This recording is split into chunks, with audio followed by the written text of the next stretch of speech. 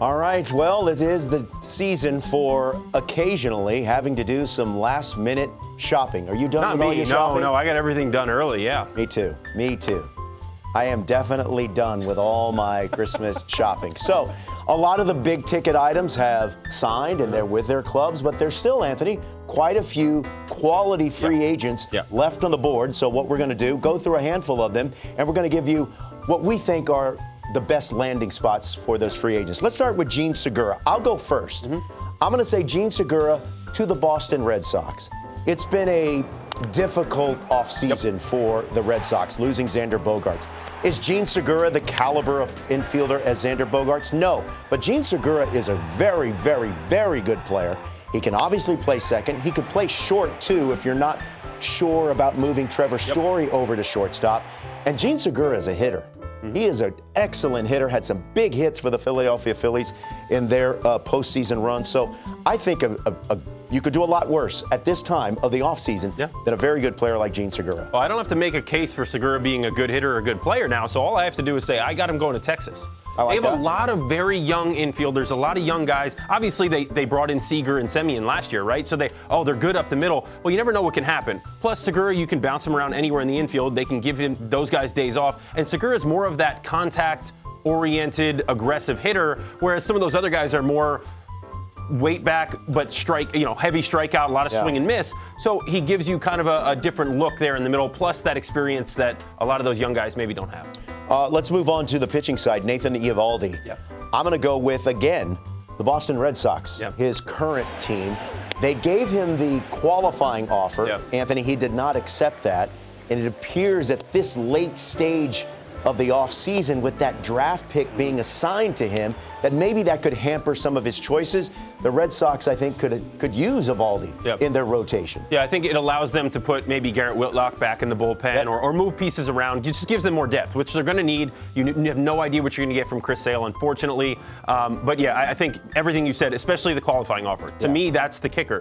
If you have to give up a draft pick and potential money in the international signing bonus pool, all that stuff, I can't imagine anybody going out on a limb, because I mean, unfortunately, Eovaldi didn't have his best year going into this free agency. Well, if he gets a short deal, like a one-year deal, he gets a chance to build up his value and then take another bite at the apple. Let's move on to Jurickson Profar. My ideal landing spot, the jersey that I'm wearing right now, the Houston Astros. Jurickson Profar can play the infield. He can play the outfield. He's a switch hitter. Last season, Aledmys Diaz provided that role for the Astros. Aledmys Diaz really struggled mightily in the postseason, but there were times during the regular season where he had a big impact for the Astros, and I think Jurickson Profar could fit in and slot into that role nicely. The Astros have just about everything, but they don't have that guy yet that can do what Jurickson Profar can do. Yeah, no, I think that's a good fit. For me, I'm going to go with the Yankees. I think they are looking for that potential corner outfielder.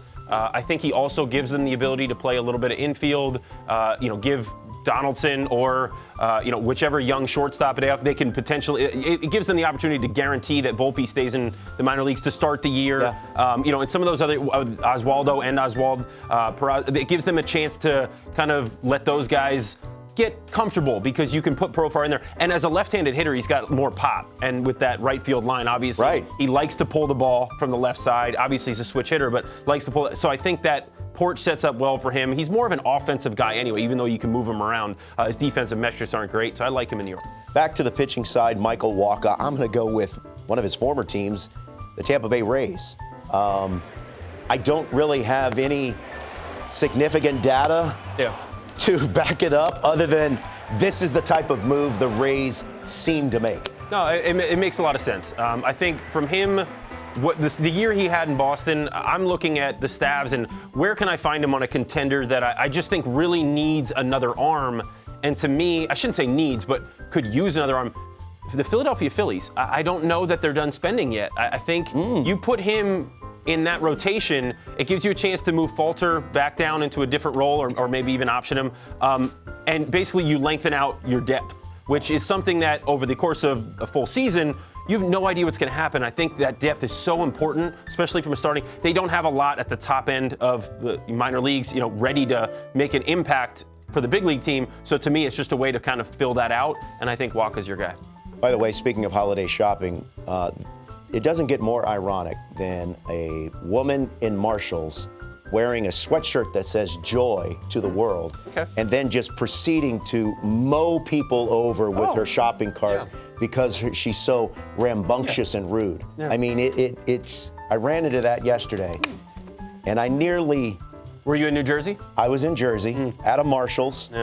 That's not to say that's where I do my Christmas shopping, because... No. It's Marshall's. This time of year, you just go to Marshall's all the time, right? Right, absolutely.